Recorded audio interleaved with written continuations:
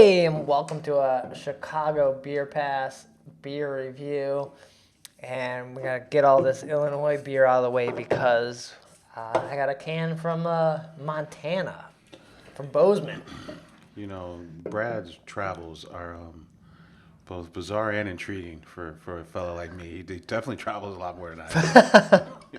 And to weird places like Montana. So this was just a can that I think my uncle had picked up, and he had a bunch of beer in his where he was staying, and so he had it in the fridge, and he's like, "Here, take this one because we're leaving and we're done." Okay. So I packed it up. It's from Bozeman Brewing Company. It's called their BuzzKill Java Stout. Okay. 6.6%. Made in Montana. Made in Montana. I have not had this beer. I think I had something from Bozeman Brewing, but I don't remember what it was. We were at a spot. Yeah. I didn't even get any Montana brewery hats. I usually get hats. It's kind of your thing. Yeah, and there's one spot that we went to that I ended up having like a rice light lager. I like their hat the best, and I was like, I don't know. I don't want to be like. I didn't really have enough from them to be like, I love this. Oh, to be repping their hat? Yeah. Even though you like the hat? Even though I like the hat. So. 6 different malts, cold steeped in Rockford coffee. Not Rockford, Illinois coffee. No. Made in Montana. There are a lot of breweries in Montana in general for the population. Yeah. I was really surprised. I guess it makes sense. I was having a conversation with somebody who was from Chicagoland area. Mm-hmm. We were talking about beer, and I'm like, "Oh, we got great water and stuff in Chicago." He's like, "Yeah, but we got like water from the mountains, like our water." I was like, "Our water fucks, bro. Our water's better." I was like, "Okay, but our water's pretty good." But he's like, "Yeah, it's it's technically fresh water, like Michigan water, and you don't have to do much to it compared to like." You can't really brew with like salt water, right? Because you have to make too many This additions. is like melted ice from the mountains coming down. I imagine that you have to do even less to that water, right? Like you filter it and you're probably ready to go. Probably like right? Our water in the lake, it's coming down from the mountains eventually, but yeah, lake water has a different set of concerns. Right. There's probably a little filtration. Well, because Milwaukee's right there, and they're not doing us any favors. There's these Indiana's they're just plants in Indiana. They're not helping it out. So they're like, unless the bear is pissing in the water, we're good to go. Yeah, that glacier water, mountain water is probably pretty legit. So yeah. But Bozeman's. It's funny that you get into a water talk with this guy, but he's it makes sense though now that we're saying it. She just got mad because I was like. I didn't want to drink the water from the hotel we were at because it came out all cloudy. Oh. And I was like, I was looking for a place that had bottled water that was open, but it's Montana at 9 o'clock at night. There's not anything open within 30 miles. Big country, man. Big sky. I do love the aroma on this. It smells great. I haven't had like a coffee stout in a long time. Smells great, looks great. It tastes pretty good. It's the kind of coffee that I would like, where just a nice interplay of, roasty and chocolatey, right? Like that's kind of my speed when I drink coffee. It's way on the lighter side. I think coming in at 6.6%. It doesn't have that like very big body of a stout. It's kind of like, I don't know, closer to maybe the porter range. When you say it like that, yeah, and then it's just like it's got a fantastic head on it, and then it's very dark, right? But there's such a concentration of flavors on here that I actually didn't think that it was 6% until you said that.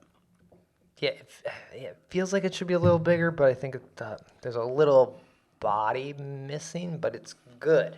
Yeah. It feels what you want from like a coffee stout, like almost what's the Surly Bender, but then Surly Bender's a brown ale, but this is like amped up a little bit from the Surly Bender. Yeah.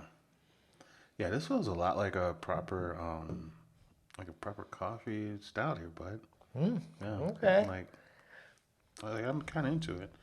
Yeah, because sometimes with these stouts, and even Big Hugs is like that for me. It's like, you know, the coffee flavors are so integrated into the stout that you can't really appreciate the coffee, right? You just kind of like, oh, this is a very cool, well-made stout, but I don't necessarily get a ton of coffee on it. Yeah. Like every time I drink Big Hugs, that's how I feel. You know, Okay. or even Dark Lord for that. I never taste coffee in Dark Lord, Really? although Okay. it's technically a coffee stout. Yeah. But on this, it's like, hey, they say it's a coffee stout. They reference Java Stout, and then like there's a pronounced coffee presence in the aroma. There's a roastiness and a bitterness in the body. So I'm at least comparing it to coffee ones I've had lately. Okay. I'm kind of in on that part. Yeah, I think my overall takeaway with Montana beer scene and Montana in general was like I was kind of surprised. I think I went in with a expecting to be underwhelmed and to see people in cowboy hats with guns driving their big trucks. They're driving their big trucks, less cowboy hats than I thought. I never saw anyone carrying any guns. No? And their beer was way better than I think it should have been. I think it's something we often run into some of these suburban breweries where it's like, yo, man, what? No one knows about your spot here? Yeah. Kind of thing? Yeah, you're almost surprised at the level of consistency sometimes in these less traveled places, which is it's great. This is a great thing. Yeah. You know? And so if you're looking to go to Montana for like many reasons, because that show Yellowstone, That's Montana. That's Montana. Everyone kind of got excited about that. We were up in Glacier, so that's a national park way up north. And there's plenty of beer in Bozeman. There's like, I don't know, 5 or 6 breweries.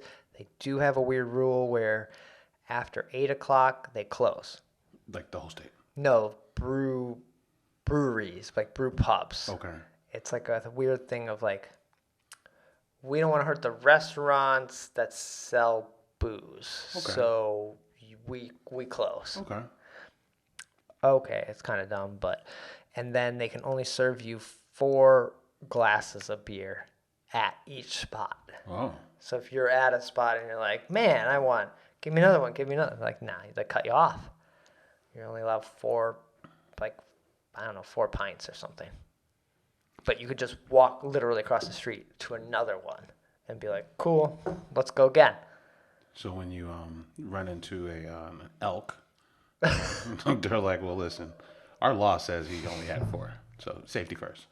At this place, you get 4 somewhere else. But, and if it's a restaurant, Then, not a brewery, you can have, 6 or 8 or whatever you want. Just weird. I feel like brew pub rules that were probably like, I don't know, made sense to like, keep some of these businesses, but now it's sort of like, who are we trying to protect here? But at the same time, close at 8 o'clock. Maybe you don't have the workers for it later at night too. Like stuff here still closes at like 9, 10 o'clock. So, I don't know. Huh. It felt like a weird law, but then I think about it more. It's like, okay. Yeah, I mean, you might get stuff that closes at 9 here instead of 8. Yeah. But stuff's closing early though. Yeah. But yeah, 8's pretty stiff. The sun's still out at 8. Yeah, and in Montana where you're farther, especially as the summer's happening, like it's staying light till like about 10 o'clock. So yeah, you want to keep the party rolling. They're like, go home, go to our restaurant partners. Yeah, go to the restaurant next door. Down here. It would be akin to you see that. I think you see that relationship here. Like for example, the Chicago Brewing District, Goose and those guys don't stay open crazy late. They're like, hey, if you want to party till 10, go to Cobra, right, or go to somewhere else. District Brew Yards is open. Yeah, go to DYB, go to our partners. Yeah, so you do see that, like you see that kind of symbiotic relationship. Yeah. Yeah.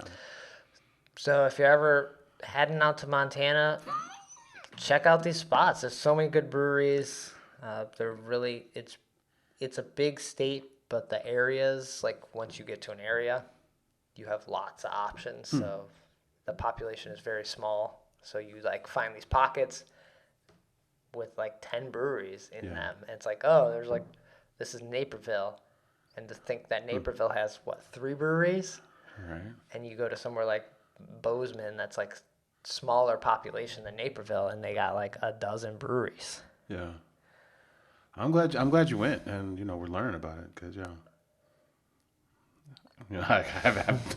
It's not on my calendar this year, so I'm glad I got to experience. I don't know when I'd I'd go back to Montana. I'm not a hike through the woods person very often. But the Big Sky sounds nice. Big, wide open spaces, big country, nature.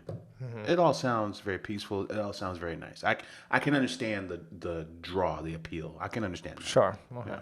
So. But yeah, Bozeman BuzzKill Java Stout. Yeah. Yeah, give it a try. Might have to go. I feel like maybe the coffee stouts come back. Smaller ones, right? Comeback kid. So we can enjoy some of the more coffee flavors. I mean, kind of in line with what Metro does with they do a lager they have a coffee program and they do with Javatron, right? And these are smaller ABV beers. This is what the evening Kolsch should have been. It should have been a coffee Kolsch. Yes. Instead of just giving us a dark ass beer and calling it a Kolsch. All right. Oh man. Take care. Cheers.